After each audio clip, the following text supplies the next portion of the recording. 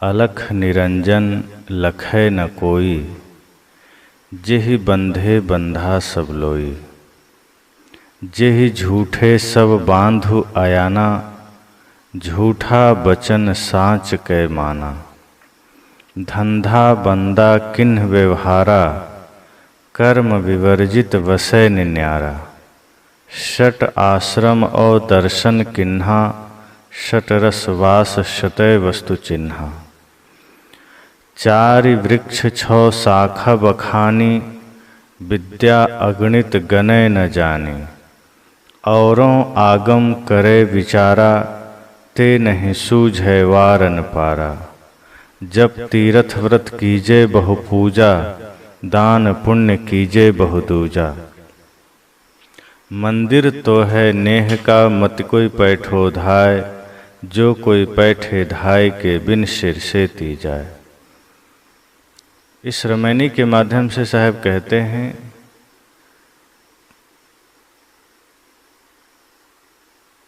मोह के मंदिर में मत घुसो। अलख निरंजन लखे न कोई। उस अदृश्य निरंजन की कोई परीक्षा नहीं करता कि अलख निरंजन अदृश्य काल है और काल के दो रूप हैं, एक समय की अवधि तथा दूसरा मन की कल्पना। इस रमैनी में मन की कल्पित अवधारणाओं को ही अलख निरंजन कहा गया है। सदगुरु कबीर कहते हैं कि लोगों के मन की जो रेख रूप रहित कल्पित अवधारणाएं हैं, उन्हें वे परखने की कोशिश नहीं करते। आदमी का बंधन उसकी अपनी गलत अवधारणाएं एवं कल्पनाएं ही है, और अलख होने के कारण हम उसकी अवधारणाओं को, उस बंधन को हम समझ ही नहीं पाते। आदमी रस्सी, लोहा की जंजीर या काष्ठ आदि में बंधा हो तो उसे अपने बंधन दिखाई दे, किंतु बंधन तो अदृश्य है, वे आदमी को सहज दिखाई भी नहीं देते। मन के अदृश्य बंधनों को तो कोई पारखी ही देखता है। साहब कहते हैं कि अगर कोई रस्सी से बंधा हो तो दिख जाए, कोई खूंटे में बंधा हो, दीवार से लिपटा हो तो पता चल जाए कि आदमी कहाँ अटका है, भटका है, बंधा है। लेकिन अलख निरंजन जो दिखने में ही नहीं आता है,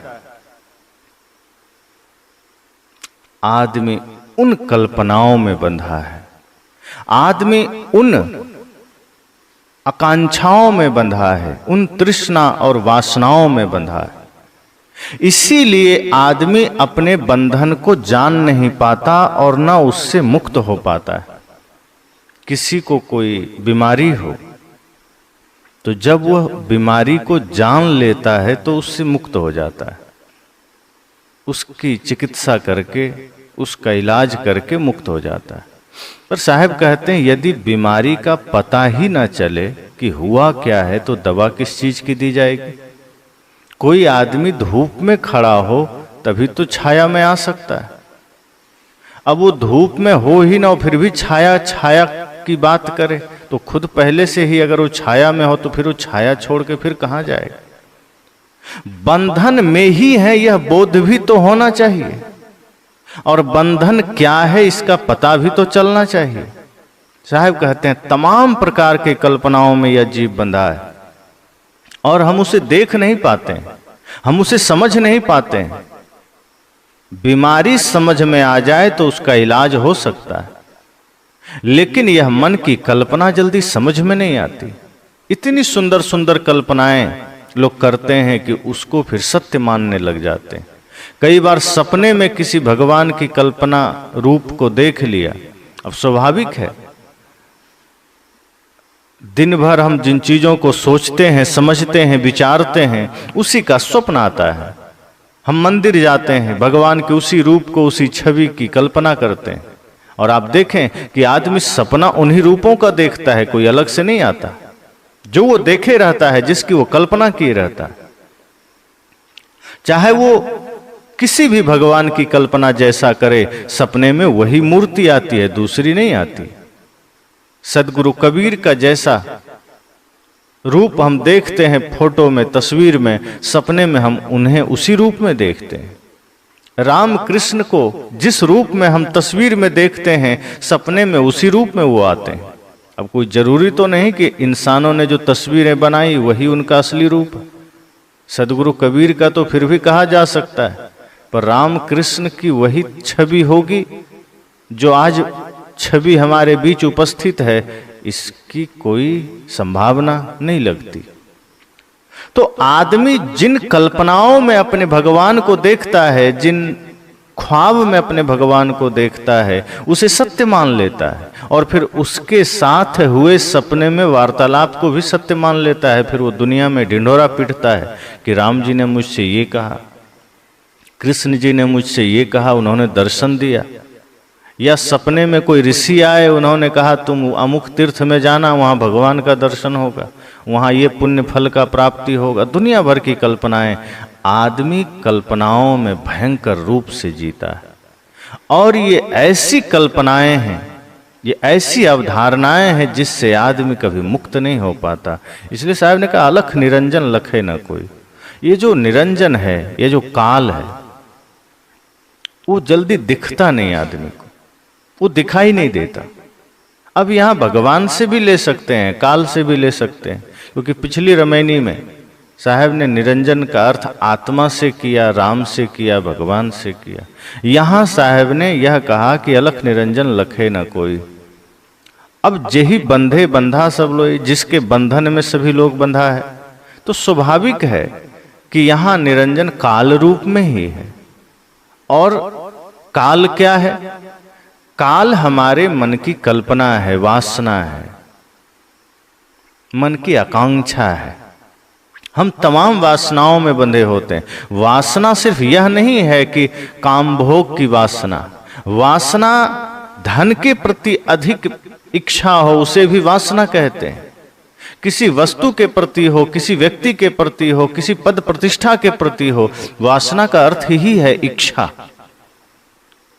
कामना का अर्थ सिर्फ काम ही नहीं है, कामना का अर्थ इच्छा है, वासना का अर्थ इच्छा है। जो किसी भी चीज के लिए सबसे ज्यादा हो जाए, तो इस धरती पर आदमी की सबसे ज्यादा इच्छा किसके लिए? धन और स्त्री के लिए, काम और धन के लिए। इसलिए काम को वासना से जोड़ दिया गया कि जहां वासना शब्द आ जाए, जहां कामना शब्द आ जाए, तो वहां भोग स्त्री का ही शब्द आ जाता है, उसी का रूप आ जाता है। पर वस्तुतः कामना शब्द का अर्थ, वासना शब्द का अर्थ सिर्फ स्त्री नहीं है। स्त्री के प्रति जो संबंध है वो नहीं है। साहब कहते हैं वासना हमारे मन के लिए काल है, वही यम है, वही निरंजन है यहां। और उसकी कल्पनाएं कुछ भी हो सकती है, धन के तरफ, पद के तरफ, प्रतिष्ठा के तरफ, मान सम्मान के तरफ, घर मकान दुकान की तरफ। तमाम तरह की वासना है जिससे आदमी छूट नहीं पाता है। धन का मोह है, घर का मोह है, भाई का मोह है, पुत्र का मोह है, परिवार का मोह है, पत्नी का मोह है। कितना भी पीड़ा मिले, कितना भी कष्ट मिले, आदमी उस बंधन को काट ही नहीं पाता। इतनी प्रबल होती है हमारी वासना। इसलिए तो साहब कहते हैं कि हम उस अलख को देख ही कहां पाते हैं। तमाम कल्पनाओं में हम जीते हैं, तमाम आडंबर में हम जीते हैं, मन के भ्रम में जीते हैं, लेकिन हम उसे समझ नहीं पाते हैं। और जब समझ ही नहीं पाएंगे तो काटेंगे कैसे? इसलिए साहब कहते हैं कि सारे बंधन मन के अदृश्य हैं। पहली बात तो मन ही समझ में नहीं आता आदमी। मन के अधीन होकर आदमी दौड़ता है, मन के अधीन होकर आदमी भटकता है और उसे पता भी नहीं चलता कि हम मन के अधीन होकर जा रहे हैं। वो उसे स्वाभाविक समझ लेता है। पर जब ज्ञान के रास्ते पर हम चलने का प्रयास करते हैं, संत गुरुजन से हम जुड़ते हैं, तब पता चलता है कि नहीं, जिसके अधीन होकर हम भाग रहे थे वो मैं खुद नहीं था, वो मन था। मन हमें दौड़ा रहा था, मन हमें भटका रहा था। वो जहां जहां कह रहा था हम वहीं वहीं जा रहे थे। और मन कभी आपको ध्यान में तो नहीं ले जाएगा, मन कभी आपको सत्संग में नहीं ले जाएगा, मन कभी आपको सात्विक विचारों में नहीं ले जाएगा। समझ जाना जहां भी जीवन में बुराई है, किसी भी प्रकार की बुराई है, किसी भी प्रकार का दोष है हमारे जीवन में, इसका मतलब आप समझ जाइए कि आप मन के बहकावे में जा रहे हैं। इसका मतलब है कि आप मन के पीछे जा रहे हैं। इसका मतलब ही है कि आप अपने आप में नहीं हैं, मन के गुलाम आप हैं। इसलिए जब हम मन के अदृश्य बंधनों में बंधते हैं तो हमें कुछ पता ही नहीं चलता और हम उस बंधन में बंधे बंधे बंधे बंधे आगे निकलते चले जाते हैं। इसलिए साहब कहते हैं जेहि बंधे बंधा सब लोई, एक ऐसा भयंकर बंधन है कि सारा जगत उसमें बंधा हुआ है। मन की कल्पनाओं का बंधन, तमाम कल्पनाएं आदमी कर लेता है, बैठे बैठे बहुत सारे कल्पनाएं कर लेता है।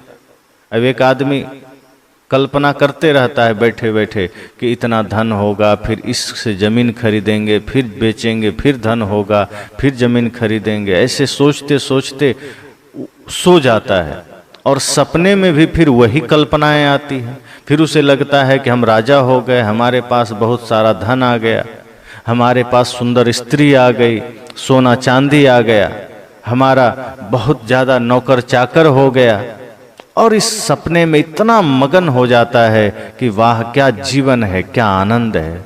लेकिन उसी समय उधर से पत्नी आती है, जोर से धक्का देती है खाट पर, नींद खुल जाती है, देखता है सारा महल गायब, सोना चांदी गायब, नौकर चाकर गायब, वही टूटी खाट जिस पर वो लेटा है, वही सामने काली कलूठी पत्नी जो चिल्ला करके डांट रही है, वही आसपास में रेंगते हुए बकरियां, वही पड़ोसियों की कर्कश ध्वनि और वही सड़क छाप, सारा माहौल।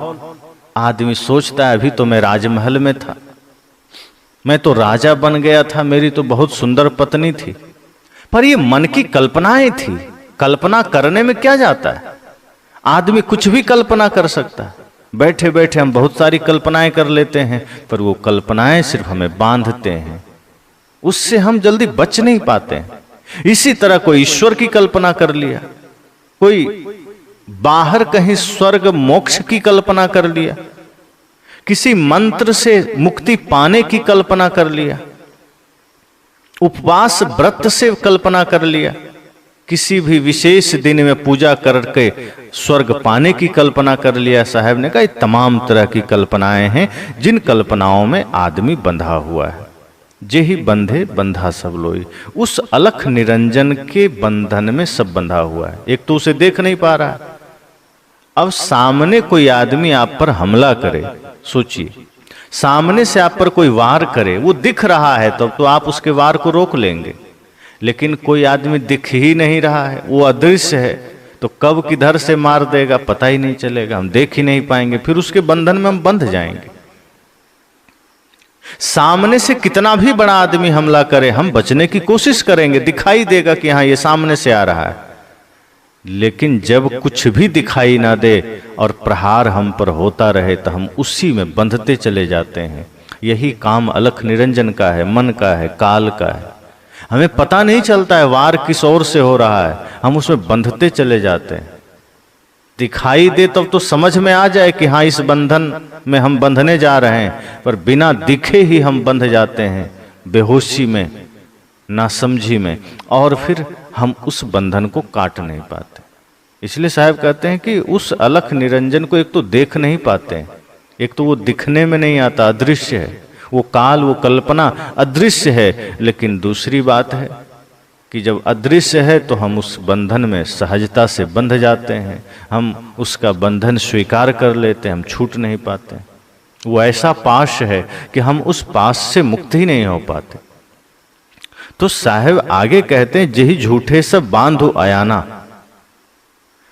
बंधन झूठे हैं किंतु जिन्हें ज्ञान नहीं है वे इस झूठे बंधन को ही सच मान रहे हैं। जेहि झूठे सब बांधो अयाना, झूठा बचन साच के माना। का बंधन तो झूठा है, लेकिन समस्या यह है कि ज्ञान नहीं है, और ज्ञान नहीं है तो हम बंधन को देख नहीं पाते। मोह के बंधन में हम बंधे हैं, दुख मिल रहा है, पीड़ा मिल रही है, लेकिन हम उस बंधन को देख नहीं पा रहे हैं कि ये मोह का बंधन कितना प्रबल है, कितना खतरनाक है। परिवार में आदमी कितना दुख पाता है। जवानी में पता नहीं चलता है, जवानी का जोश है, किसी तरह धक्का दे करके गाड़ी निकल जाती है। लेकिन जैसे जैसे उम्र ढलती है, फिर परिवार का वही मोह हमारे लिए दुख का भयंकर कारण बन जाता है। वो मोह का बंधन फिर हमारे लिए इतना भयंकर दुख का कारण बनता है कि हम उसे न छोड़ पाते हैं, न उसमें रह पाते हैं। मन हमारा इतना गुलाम हो जाता है, माया हमें अपना गुलाम बना लेती है कि हम उस बंधन को न देख पाते हैं, न समझ पाते हैं, न उससे मुक्त हो पाते हैं। बंधन दिखे तब तो हम उसे बंधन मानते कहाँ हैं। संत जन उदाहरण देते हैं कि कोई आदमी जेल में बंद हो, वो जेल तोड़ के भागना चाहता है, लेकिन उसी जेल में सारी जंजीरें सोने की बना दी जाए तो वही आदमी खुद उसकी सुरक्षा में खड़ा हो जाता है। अगर कोई उसे निकालने भी आए तो झगड़ा कर लेगा कि क्या कर रहे हो, ये सोने की जंजीरें हैं, मैं यहीं ठीक हूं। जानवर ऐसा नहीं करता। जानवर को स्वतंत्रता पसंद है। उसे आप सोने के पिंजड़े में रख दें फिर भी वो भागने की चेष्टा करेगा। आप लोहे के पिंजड़े में रखें, चाहे सोने के चाहे हीरा जड़ दें, जानवर को स्वतंत्रता पसंद है। पर आदमी के लिए अगर आप सोने की जंजीरें लगा दें फिर वो खुद ही उसकी सुरक्षा में खड़ा हो जाएगा। फिर कोई जाएगा भी छुड़ाने, वो उल्टा उसी से लड़ लेगा कि तुम मुझे सोने से वंचित कर रहे हो, तुम मुझे गहने जेवर आभूषण से वंचित कर रहे हो, मैं यहीं ठीक हूं। यही हाल है परिवार में जीने वालों का। वो मोह इतना प्रबल है और वहां ऐसा सुख का आभास करा देता है, ऐसा कि आदमी खुद उसकी सुरक्षा में खड़ा हो जाता है। कोई आदमी बहुत दुखी है, वो रोज कहता है हे प्रभु बड़ा दुख है, बड़ा कष्ट है, ऐसा करो मुझे ले चलो। ऐसे ही एक आदमी रोज रोज चिल्लाता था, हे प्रभु बड़ा दुख, बड़ा कष्ट है, आप मुझे ले चलिए, मुझे इस संसार में नहीं रहना। संजोग की बात, सच में एक दिन भगवान आ गए लेने। कहा तुम बहुत याद करते थे, मैं आ गया लेने। का आप कौन? कहा अरे तुम मुझे ही तो याद करते थे, मेरा ही नाम जप रहे थे कि प्रभु मुझे ले चलिए, बड़ा दुख। वो आदमी तो हक्का बक्का रह गया, सकपका गया। उसने कहा आप अभी इसी क्षण आ गए? कहा हाँ बस तुम्हें लेने आ गया, तुम इतने दिल से पुकारते थे, चलो। कहा प्रभु क्षमा करें, मैं तो बस कष्ट आता था तो बोल जाता था, बाकी जाने का कोई इरादा नहीं। कह रहे तुम तो इतना परेशान होकर नाम लेते थे कि प्रभु मुझे ले चलिए, मैं यहाँ नहीं रहूंगा, इसलिए मैं आया, सारा काम छोड़कर आया। कहा बस लौट जाइए, अभी नहीं जा सकता। क्यों? अभी छोटा छोटा पोता है, खिलाने में बड़ा मजा आता है।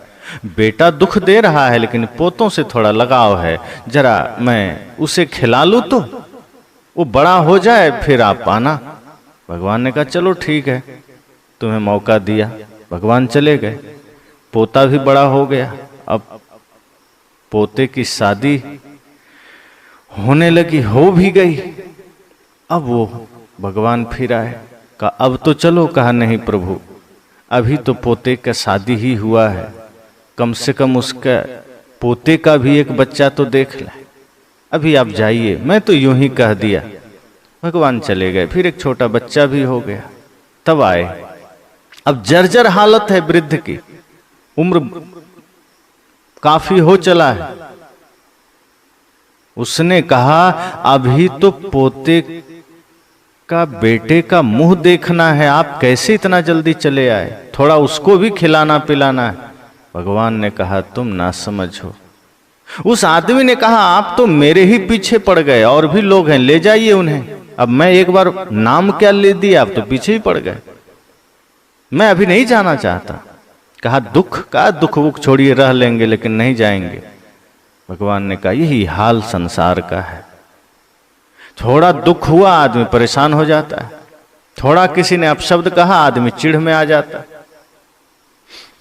घर में ही किसी ने कुछ कहा आदमी परेशान हो गया। लेकिन उस दुख को वो समझ नहीं पाता कि माया में ये दुख मिलेगा है। जिसे आप पुत्र समझ रहे हैं, जिसे आप अपना परिवार समझ रहे हैं, सच तो यह है कि अगर आप गहरी दृष्टि से देखिए तो वो माया का ही एक रूप है।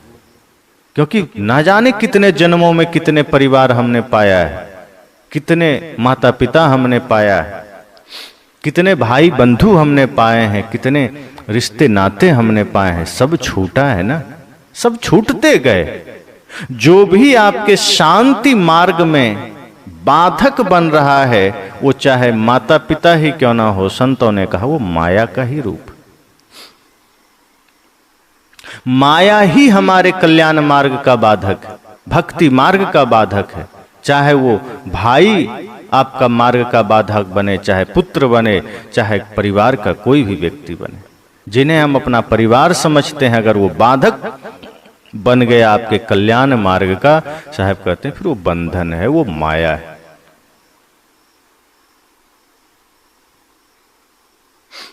और इस झूठे बंधन में सभी बंधे हैं और इसे सच मान रहे हैं।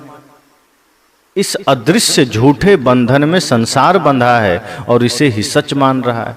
कोई कहता है कि नहीं परिवार झूठा है, धन झूठा है, रिश्ते नाते झूठे हैं, सब कहता है सब ठीक, इसी के लिए प्राण लगा देता है, धन के लिए ही पूरी जिंदगी न्यौछावर कर देता है। वो जानता है, इतना तो जानता है कि एक दिन नहीं रहेंगे, लेकिन यह चीज, यह आभास हृदय से नहीं होता है। बाहर बाहर जान लिया है कि हाँ एक दिन जाना है, लेकिन फिर भी वो काम ऐसा करता है जैसे सदा यहीं रहना है, तैयारी ऐसी करता है जैसे कभी यहां से जाना ही नहीं। साहब कहते हैं कि यही झूठे बंधन को सभी ने साच मान लिया है, इसको सत्य मान लिया है, और इस कारण से आदमी उससे मुक्त नहीं हो पाता है। जब हम बंधन को ही सत्य मान लेते हैं, जब हम मोह को ही जीवन मान लेते हैं, फिर हम उससे मुक्ति का मार्ग नहीं खोजते। जिस चीज को हम सत्य मान लेते हैं, फिर उससे मुक्त होने का रास्ता हम नहीं खोजते। जब उसमें हमें पीड़ा नजर आने लगे, जब उसमें हमें कष्ट नजर आने लगे, जब उसके बंधन को हम समझने लगे, तब हम उसे छोड़ पाते हैं। जब तक व्यक्ति को चाय में आनंद मिलता है, वो चाय पीता है, लेकिन जिस दिन हृदय से, भीतर से उसे बोध हो जाता है कि चाय हमारे लिए जहर है, वो छोड़ देता है। किसी आदमी को आप एक गिलास पानी दीजिए, वो शौक से, खुशी से पीने लगता है, लेकिन पहला घूंट लेने से पहले ही आप कह दीजिए ध्यान रहे इसमें जहर मिला है, वो गिलास सहित फेंक देगा। उसे पता भर चल जाए कि हम जो ले रहे हैं वो जहर है, विष है, वो नहीं लेगा। हमें पता चल जाए कि जहां हम सुख मान रहे हैं वो विष है, वो दुख है, तो हम उसमें बंधेंगे नहीं। साहब कहते हैं झूठा वचन, लेकिन वो झूठा है, वो सुख का आभास झूठा है, वो बंधन झूठा है, लेकिन हमने उसे सत्य मान लिया। मन हमें उसमें सत्य का दर्शन करा दिया, और यही समस्या है कि हम उससे मुक्त नहीं हो पाते। आगे साहब कहते हैं धंधा बंधा किन व्यवहारा, कर्म विवर्जित वसे निन्यारा।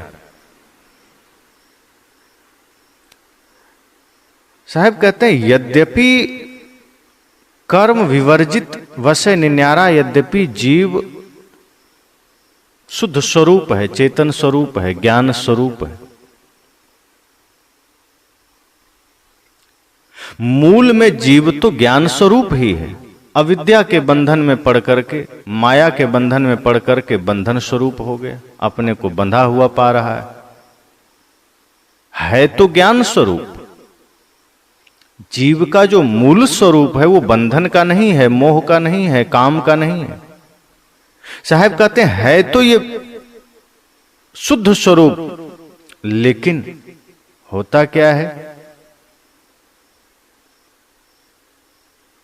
अपने को भूल जाने के कारण, अपने स्वरूप का ध्यान न रखने के कारण उसने गुलामी का, बंदा यानी गुलाम, गुलामी का व्यवहार कर लिया है, विवशता का व्यवहार कर लिया है। आदमी विवश हो गया, जीव विवश हो गया, गुलाम हो गया। शुद्ध स्वरूप होते हुए भी धंधा वंदा किन व्यवहारा। साहब कहते हैं कि ये बंदा, ये गुलाम विवशता का, गुलामी का व्यवहार कर लिया, शुद्ध स्वरूप होते हुए भी। जीव कर्मों से अलग और जड़ प्रकृति से सर्वथा पृथक एवं असंग है। प्रकृति से भिन्न यह चेतन अविनाशी है। अपने असंगत्व का बोध न होने से जीव सब में फंसा है। हम अपने आप को न जान पाने के कारण हम सब कुछ में फंस जाते हैं, सभी जगह लीन हो जाते हैं। अपने आप को दृश्यों में मिला देना पीड़ा है, और अपने असंगत्व का सदैव भान रहना ही अमृत तत्व है। हम माया से अलग हैं, जड़ से अलग हैं, हम चेतन हैं, अखंड हैं, अविनाशी हैं। अगर यह भान हमें हो जाए, यह बोध हमें हो जाए, तो इसी में अमृत है, सुख है।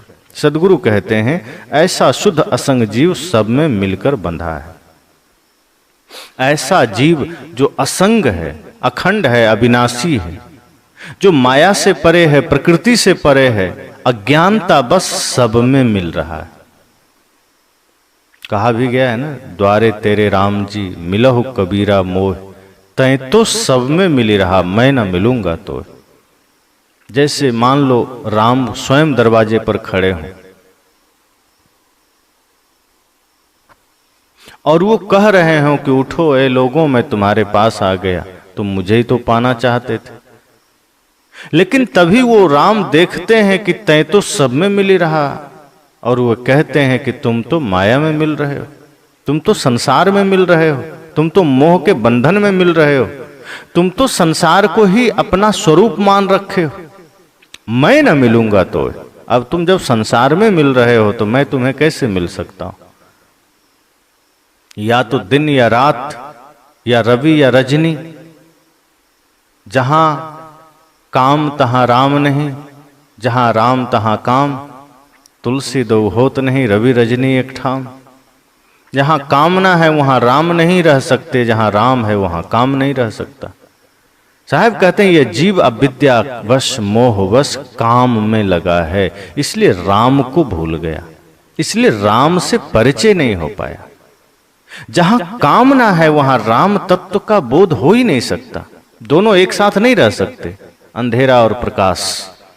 प्रकाश आ जाए तो अंधेरा खुद विदा हो जाता है, कोई मेहनत नहीं करनी पड़ती। आप लाइट जला दीजिए अंधेरे को लिए, फिर कोई प्रयास नहीं करना। अलग से अंधेरे को हटाने के लिए लाठियां नहीं चलानी, प्रकाश की व्यवस्था कर दीजिए, दिए जला दीजिए, बल्ब जला दीजिए, अंधेरा खुद विदा हो जाता है। जैसे ही हम भीतर ज्ञान का प्रकाश करते हैं, ये अज्ञानता, ये अविद्या, ये मोह, ये बंधन सब विदा हो जाते हैं। तो साहब कहते हैं, जीव है तो ज्ञान स्वरूप, लेकिन अविद्यावश, अज्ञानतावश बंधन को ही अपना स्वरूप मान लिया है, और उसी में पड़ा पड़ा यह आदमी गुलाम हो गया। और इस वजह से हम सदा दुख पाते हैं। आगे साहब कहते हैं, सट आश्रम और दर्शन की नहा, सटरस वास सटे वस्तु चिन्ह। उन्होंने कहा कि इन्हीं बंधनों से छूटने के लिए, अब देखिए आदमी की यात्रा कैसे बाहर होती है। सहज अपने जीवन को मुक्त किया जा सकता है। अपने स्वरूप को बस जान लें तो हम समस्त दुखों से छूट सकते हैं। लेकिन एक तो हम पहले से ही दुख में हैं, और दुख का कारण हमारा बाहर फंसना है, मोह में फंसना है, बंधन में पड़ना है। माया के इस प्रबल बंधन में हम परिवार समाज में लगे हैं, धन में लगे हैं, पद में लगे हैं। साहब कहते हैं, पहले ही हमारा मन बहिर्मुख है और संसार की भोगों में, संसार के भोगों में, संसार की कामना में लगा है। ऊपर से हम और क्या करते हैं? इस दुख से छूटने के लिए शट आश्रम और दर्शन किन्हा, कि हम इस बंधन से छूटने के लिए, इस दुख से छूटने के लिए 6 आश्रम, 6 आश्रम और दर्शन किन्हा, और 6 दर्शन, 6 रस एवं 6 वस्तुओं की अवधारणाएं कर ली, उसकी कल्पनाएं कर ली। तो 6 आश्रम क्या है? 6 आश्रम, ब्रह्मचर्य पहला, गृहस्थ, वानप्रस्थ एवं सन्यास, ये 4 आश्रम हैं और इसमें हंस और परमहंस जोड़ करके इसे 6 आश्रम की बताया गया। अब 6 दर्शन, 6 आश्रम के बाद 6 दर्शन क्या है? तो साहब कहते हैं जोगी, जंगम, सेवड़ा, सन्यासी, दरवेश और ब्राह्मण। अब इसमें जोगी, जंगम, सेवड़ा, तो सेवड़ा में ही जैन और बौद्ध आ जाते हैं, और सन्यासी, दरवेश में फकीर आ जाते हैं, और ब्राह्मण तो है ही पुरोहित। तो साहब कहते हैं कि 6 आश्रम, ब्रह्मचर्य, गृहस्थ, वानप्रस्थ एवं सन्यास, परमहंस और हंस, यह 6 हमने आश्रम की स्थापना किया दुख से मुक्ति के लिए। पर यहां भी हम अटकते चले गए। इसकी स्थापना के बाद भी हम सुख, शांति, समृद्धि नहीं पा सके। यहां भी हम उलझ के रह गए, यहां भी एकाग्रता नहीं मिली। इसके बाद 6 दर्शन में हम गए, जोगी, जंगम, सेवड़ा, सन्यासी, दरवेश और ब्राह्मण, यहां भी हम शांति नहीं पाए। इसमें भी हम तमाम तरह के विचारों में उलझ के रह गए। उसके बाद साहब कहते हैं फिर हमने 6 रस, 6 रसों का आस्वादन है। अब यहां जो 6 रस की चर्चा है वो मीठा, नमकीन, कड़वा, तीता, कसैला तथा खट्टा नहीं।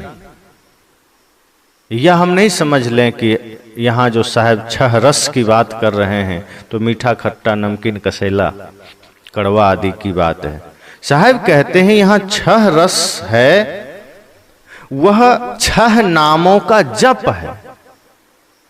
जो जोगी, जंगम, सेवड़ा, सन्यासी, दरवेश, ब्राह्मण में है, जो लोग इसमें अलग अलग नाम का जप की कल्पना उन्होंने किया और सबका अपना अपना जाप है। तो ब्राह्मणों का है ओम, सन्यासियों का है सोहम, दरवेशों, सूफियों का है हु अल्लाह हु, योगियों का है महीनाद, सेवड़ा का है तत्व नाम एवं जंगमों का है निरंजन जप। इस प्रकार 6 दर्शनों के 6 जप हैं और भक्तजन अविनाशी राम नाम जप करते हैं। ओमकार ब्राह्मण उपासी, सोहम ब्रह्म इष्ट सन्यासी, हु अल्लाह हु, सूफी अधारा, महीनाद योगी विस्तारा, तत्व नाम सेवड़ा परवाना, नाम निरंजन जंगम ध्याना, 6 दर्शन 6 अंग उपासी, राम नाम भक्ताविनाशी। राम रहस्य साहब ने पंचग्रंथी में सूत्र रूप में, पद रूप में ही इसका भावार्थ बताया है कि इस तरह से 6 दर्शन में सबका अपना अपना जप और अपना अपना नाम है, और जो सामान्य भक्तजन हैं वो अविनाशी राम नाम का जप करते हैं, पर करते हैं। तो ये सब अपने अपने नाम जप का आस्वादन करते हैं और इनके अलावा भी अनेक प्रकार के नाम एवं मंत्र का जाप करते हैं। ऐसा नहीं सिर्फ इतने 6 ही करते हैं, इसके अतिरिक्त भी बहुत सारे नाम है, जप है जिसका ये लोग करते हैं, और उसी में सोचते हैं कि हम मुक्ति पा लेंगे, उसी से सोचते हैं कि हम बंधनों से छूट जाएंगे। लेकिन साहब आगे कहते हैं षटय वस्तु चिन्हा, इन्होंने अपने अपने सिद्धांत का अलग अलग निरूपण किया है। ब्रह्मचारी ब्राह्मणों का अद्वैत परमात्मा, सन्यासियों का अहं ब्रह्मास्मि, फकीरों का वायु में मिल जाना, योगियों का पिंड से उठकर ब्रह्मांड में पहुंचना, जैनियों का ऊपर आलोकाकाश में चंद्र शिला पर मुक्त होकर रहना, जंगमों अर्थात शिवाचार्यों का आकाशवत परमात्मा शिव में मिलना। यह 6 दर्शनों के सिद्धांत हैं। और भक्तों का यह विलक्षण सिद्धांत है कि राम पुरुष हैं और सब जीव नारी रूप है, ऐसा मानकर माधुर्य भक्ति करना। साहब कहते हैं ये पाखंड भी चलता है। सभी का अपना अपना तो नाम जप है ही, अपना अपना सिद्धांत है ही, लेकिन जो सामान्य भक्तजन हैं वो यह मानते हैं कि प्रभु राम पुरुष रूप हैं, परमात्मा पुरुष हैं और हम सब जीव नारी रूप हैं, और इसी में वो माधुर्य भक्ति करते हैं। तो ये साहब ने बताया कि आदमी अपने दुखों से मुक्ति के लिए 6 आश्रम 6 दर्शन किया, 6 रसों का आस्वादन किया। अर्थात जितने भी ये 6 दर्शन के लोग हैं, ये जिन जिन मंत्रों का जाप करते हैं उसका आस्वादन किया और उसी को फिर अलग अलग तरीके से अपना अपना सिद्धांत बनाया। और आगे फिर क्या किया? 4 वृक्ष 6 शाखा बखानी। अपने दुखों से मुक्ति के लिए आदमी किस तरह से बाहर विस्तार किया सब कुछ। जैसे कई बार आदमी सोचता है मेरे पास घर नहीं है, घर बना लेंगे दुख से मुक्ति हो जाएगी। मेरे पास धन नहीं है, धन हो जाएगा, दुख से मुक्ति मिल जाएगी। गाड़ी नहीं है, गाड़ी ले लेंगे, दुख से मुक्ति मिल जाएगी। बच्चे को बढ़िया पढ़ा देंगे, दुख से मुक्ति मिल जाएगी। किसी मंदिर में चले जाएंगे, दुख से मुक्ति मिल जाएगी। साहब कहते हैं यही कल्पना यहाँ लोगों ने किया कि जीवन में दुख है, मन में पीड़ा है, इससे मुक्ति के लिए हम ये सब कुछ करेंगे तो दुख से मुक्ति मिल जाएगी। वस्तुतः यह और जाल में बंधना है और जाल फैलाना है और दीवारें खड़ी करना है। साहब कहते हैं 4 वृक्ष 6 शाखा, 4 वेद एवं 6 वेदांग के लिए रूपक है। मनुष्यों के कल्याण के लिए ही 4 वेद ऋक, यजु, साम तथा अथर्व की और 6 वेदांग शिक्षा, कल्प, व्याकरण, निरुक्त, छंद तथा ज्योतिष की रचना की गई। जो वेदाध्ययन तथा वेद मंत्रों के विनियोग एवं संस्कारों में सहायक होते हैं उन्हें वेदांग कहा जाता है। वे उक्त 6 हैं। वेद मंत्रों के उच्चारण का विज्ञान बताने वाला शिक्षा अंग है। कर्मकांड या अनुष्ठान पद्धति और यज्ञों संस्कारों की विधियां कल्प में बताई गई। व्याकरण वह वेदांग है जिसमें भाषा के शब्दों, उनके रूप, प्रयोगों आदि पर विवेचन है। निरुक्त वह ग्रंथ है जिसमें वैदिक शब्दों की व्याख्या की गई। ईसा पूर्व 7वीं 8वीं शती के यास्क मुनि की प्रसिद्ध रचना निरुक्त है। छंदों का रूप बताने वाला छंद है। ज्योतिष का अर्थ है नक्षत्र विद्या या गणित। साहब ने कहा ये सब कुछ 4 वृक्ष 6 शाखा बखानी, विद्या अगणित गणे न जाने। इतना सब कुछ किया और फिर विद्या अगणित गणे न जाने। विद्याएं असंख्य हैं। इतिहास, पुराण, उत्पात, शास्त्र, निधि विद्या, तर्क विद्या, भूत विद्या, धनुर्विद्या, संगीत विद्या, प्राणी विद्या, वनस्पति विज्ञान, मनोविज्ञान, शरीर विज्ञान, भौतिक विज्ञान, रसायन विज्ञान, कहां तक गिनाएं? गिनकर समाप्त करना कठिन। एक व्यक्ति का सब कुछ जानना असंभव। लेकिन इतना सारा विस्तार किस लिए हुआ? दुख से मुक्ति के लिए। साहब ने कहा जिस दुखों से मुक्ति का सरल रास्ता है फिर भी इतने सारे विस्तार। 6 आश्रम का विस्तार, 6 दर्शन का विस्तार, वेदांग का विस्तार। साहब आगे कहते हैं औरों आगम करे विचारा। मनुष्य और भी आगे बहुत शास्त्रों का विचार करता है। का यही नहीं रुकता है। 6 दर्शन 6 शास्त्र पर ही नहीं रुका, 6 वेदांग पर ही नहीं रुका, विद्याओं पर ही नहीं रुका, औरों आगम करे विचारा। मनुष्य आगे और भी बहुत शास्त्रों का विचार करता है। आगम कहते हैं वेदादि मान्य ग्रंथ, शास्त्र, दर्शन, तंत्र शास्त्र आदि को। वाराही तंत्र नामक ग्रंथ के अनुसार सृष्टि, प्रलय, देवतार्चन, सर्व साधन, पुरस्चरण, षटकर्म, शांति, वशीकरण, स्तंभन, विद्वेषण, उच्चाटन और मारण का साधन तथा ध्यान योग, इन 7 लक्षणों से युक्त ग्रंथ को आगम कहते हैं। इस प्रकार लोग असंख्यात विद्याओं का विचार करते हैं। वाणी जाल का इतना भयंकर विस्तार है कि इसमें मनुष्य को वार पार नहीं सूझता। तय नहीं सूझे वारन पारा। साहब ने कहा है ना, औरों आगम करे विचारा, ते नहीं सूझे वारन पारा। बड़ा वजनदार वचन है। वार पार सूझने का मतलब है अपने लक्ष्य का दिखाई दे जाना। वार पार अपना लक्ष्य दिखाई दे जाना। लेकिन साहब यहां क्या करें? ते नहीं सूझे वारन पारा।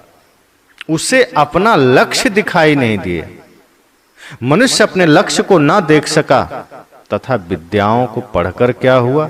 इसलिए सदगुरु का निर्देश है कि सार सार को गहरे, जितने भी शास्त्र हैं, जितने भी संप्रदाय हैं, जितने भी विद्याएं हैं, जितनी भी कलाएं हैं, साहब कहते हैं सब में से सार को ले लेना।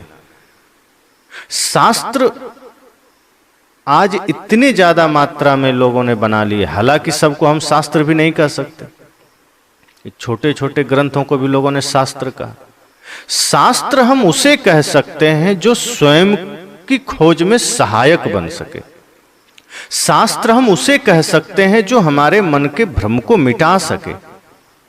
अब इतने सारे कचड़े ग्रंथ हमारे बीच हैं कि सबको हमने शास्त्र कह दिया कि शास्त्र में लिखा है, शास्त्र में लिखा है। साहब कहते हैं सबको शास्त्र थोड़े कह दो, जहां से तुम स्वयं को जान सको, जो शास्त्र जो शब्द तुम्हें स्वयं की ओर ले जाए, स्वयं के जानने में सहायक बन सके, जो तुम्हें माया से ऊपर ले जा सके, वो शास्त्र है। बाकी कचड़ा तो बहुत सारा है, जिसमें कहीं जातिवाद की बात है, कहीं छुआछूत की बात है, कहीं ईश्वरवाद की बात है, कहीं ब्रह्म की बात है, कहीं पाखंड की बात है। साहब कहते हैं शास्त्र नहीं है, ये सब कचड़े हैं। इसलिए विस्तार तो आदमी ने बहुत किया और बहुत सारे किताबें पढ़े, बहुत सारे पुस्तकें, शास्त्र सब पढ़ लिए, ग्रंथ पढ़ लिए। पर ग्रंथ पढ़ने से क्या हुआ जब तुम्हारा मन निर्ग्रंथ ना हो पाया? ग्रंथों के को कितना भी पढ़ लो, असली ग्रंथ पढ़ना तो तब हुआ जब मन निर्ग्रंथ हो जाए, मन निर्बद्ध हो जाए, बंधनों से मुक्त हो जाए। तो साहब कहते हैं कि इससे अच्छा है जितने भी शास्त्र हैं, जितने भी ग्रंथ हैं, उसमें से अच्छी बातें ले लीजिए, जहां सार है ले लीजिए, वो शब्द जो आपके यात्रा में सहायक है। जितनी बातें साहब ने यहां गिनाई हैं, तमाम तरह के शास्त्र, तमाम तरह की विद्याएं, तमाम तरह के संप्रदाय, साहब कहते हैं वहां से अगर कुछ अच्छा है ले लीजिए। अगर सब कुछ के चक्कर में पड़े तो और उलझ जाएंगे और फंस जाएंगे और आपका मन आपको गिरा देगा। इसलिए अच्छा यह है कि जो कल्याण के योग्य शब्द हैं, ज्ञान है, वो हमें हर जगह से ले लेना है, चाहे वो वेद में हो, उपनिषद में हो। हालांकि वेद, उपनिषद आदि ग्रंथों में, वेदांत में, गीता में कल्याण के शब्द ज्यादा हैं, बहुत मात्रा में। कहीं कुछ थोड़ा मोड़ा छेड़खानी उसमें भी हुई, जो समय के साथ कुछ तथाकथित पाखंडियों ने उसमें भी कहीं कहीं कचड़े डाल दिए, पर बाकी वो सभी ग्रंथ बड़े उदारता से लिखे गए हैं, बड़ी ईमानदारी से लिखे गए हैं। इसलिए साहब ने कहा, लोग कल्याण के लिए ही नाना नाम एवं मंत्रों का जप करते हैं, कल्याण के लिए तमाम तरह के जप तप आदि करते हैं, हवन करते हैं। देश के बहुत या सभी तीर्थों में बारंबार भ्रमण करते हैं। लोग तीर्थ भी इसलिए जाते हैं ताकि भ्रम से अर्थात मोह से, बंधन से मुक्त हो सके, मुक्ति पा सके। एकादशी, अष्टमी, चंद्रायण इत्यादि व्रत उपवास करते हैं। लोग एकादशी करते हैं कि एकादशी करेंगे तो सीधे स्वर्ग मिलेगा, मुक्ति मिलेगी। साहब कहते हैं एकादशी से मुक्ति नहीं मिलेगी। हाँ, अगर आपने सच्चे अर्थ में एकादशी व्रत किया तो मुक्ति मिल सकती। तो किसी ने कहा सच्चा एकादशी क्या है? हम तो उपवास रहते हैं, निर्जला एकादशी करते हैं, जल भी नहीं लेते हैं, तो क्या इससे कुछ नहीं होगा? साहब कहते तुम भूखे रह लो, क्या हो जाए? मन तो तुम्हारा कचड़ा में है, शरीर में तुम भोजन ना दो तो क्या हो जाएगा? शरीर थोड़ा स्वस्थ हो जाएगा, एक दिन सप्ताह में एक दिन तुमने भोजन नहीं किया, इतना हो सकता है कि तुम्हारा शरीर ठीक रहेगा। पर मन का संबंध तुम्हारे शरीर से थोड़े है। समस्याओं का उद्गम स्थान तो तुम्हारा मन है, बंधनों का कारण तो तुम्हारा मन है, और तुमने मन को साधा ही नहीं। तुम्हारी वृत्तियां बहिर्मुख है, तुम्हारी इंद्रियां बहिर्मुख है। तो क्या करें? तो साहब ने कहा 5 कर्मेंद्रियां, 5 ज्ञानेंद्रियां और एक मन, ये 11 हो गए, इन्हें वश में कर लो, एकादशी व्रत हो गया। तुम्हारा चलना सम्यक हो जाए, तुम्हारा बोलना सम्यक हो जाए, तुम्हारा देखना सुनना सम्यक हो जाए, तुम्हारा ग्रहण करना सम्यक हो जाए, सब सात्विक हो जाए, सम्यक हो जाए, सहज हो जाए और मन अपने वश में हो जाए, तो जब कोई व्यक्ति इन 11 को वश में कर लिया, वही सच्चा एकादशी व्रत कर लिया। तो इस तरह से लोग तमाम तरह के व्रत और उपवास करते हैं। पेड़ पहाड़ पानी पाषाण आदि में देवी देवता मानकर उनकी पूजा करते हैं। सच्चे देवी देवता की तलाश नहीं करते। माता पिता गुरु एवं तमाम जो जीव हैं, तमाम अपने मित्र सके संबंधी पड़ोसी हैं, इस धरती पर जो भी जीवित प्राणी है, हम उसमें भगवान की तलाश नहीं करते। हमें बता दिया गया कि इसमें तो नहीं है, इसे तो तुम मारो पीटो, नफरत करो, घृणा करो, माता पिता के साथ झगड़ा करो, माता पिता के चरणों में स्वर्ग थोड़े है, माता पिता में परमात्मा नहीं, ये बता दिया गया। जीव जंतु में परमात्मा नहीं है। ऐसी मूढ़ता भरी गई कि पहाड़ में परमात्मा बैठा है, पत्थर